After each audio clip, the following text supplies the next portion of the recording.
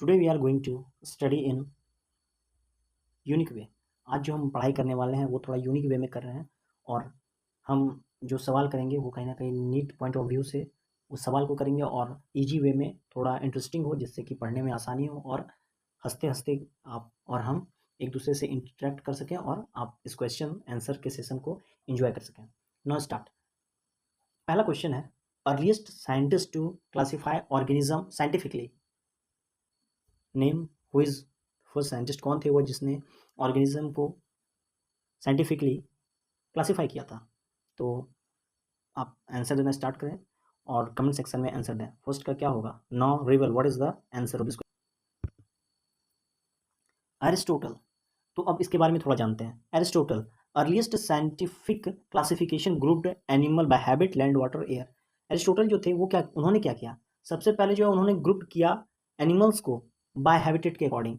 कौन से plant animals जो है, सॉरी एनिमल्स जो है वो लैंड पे रह रहे हैं, कौन से जो एनिमल है वाटर में रह रहे हैं, कौन से जो एयर में रह रहे हैं। लिमिटेशन क्या था? तो well with fishes, bat with birds. तो यहाँ पे ये दिक्कत आ गया था कि वेल्स जो थे वो मेमल्स थे पर वो पानी में रह रहे थे, और बैट जो कि वो भी एक मेमल्स था बट वो क्या था, वो फ्लाई कर रहा था, पंख होने के कारण वो फ्लाई करने में सक्षम थे, बट बैट्स भी जो थे वो क्या थे, मेमल्स थे। लेटर लीनियस जब आए तो he is known as father of taxonomy. उन्होंने क्या किया, दो ग्रुप में बांटा, किंगडम, दो किंगडम में बांटा, जिसमें एक किंगडम प्लांट दिए और दूसरा एनिमल्स। जो प्लांट था किंगडम प्लांट दिए and kingdom animalia. Based on morphological character, उनके बनावट के अकॉर्डिंग जो है ना उनको क्या किया गया, ग्रुपिंग किया गया। किनके द्वारा? लीनियस, कार्लस लीनियस के द्वारा। चलिए अब दूसरे सवाल पे चलते हैं। Scientist who proposed two kingdom classification.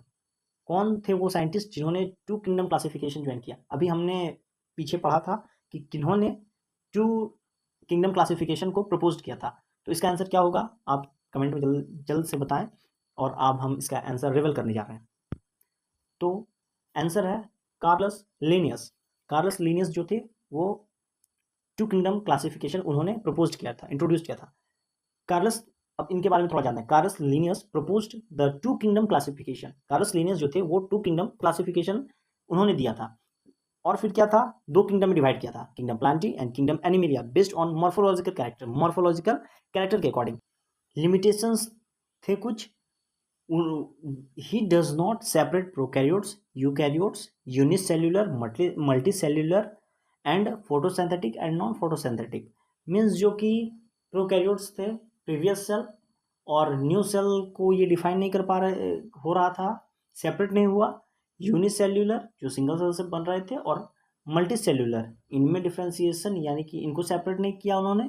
Photosynthetic and non photosynthetic यानी कि जो कि फोटोसिंथेटिक थे जो ऑटोट्रॉप्स थे, और दूसरा जो नॉन फोटोसिंथेटिक थे और ये हेटेरोट्रॉप्स थे।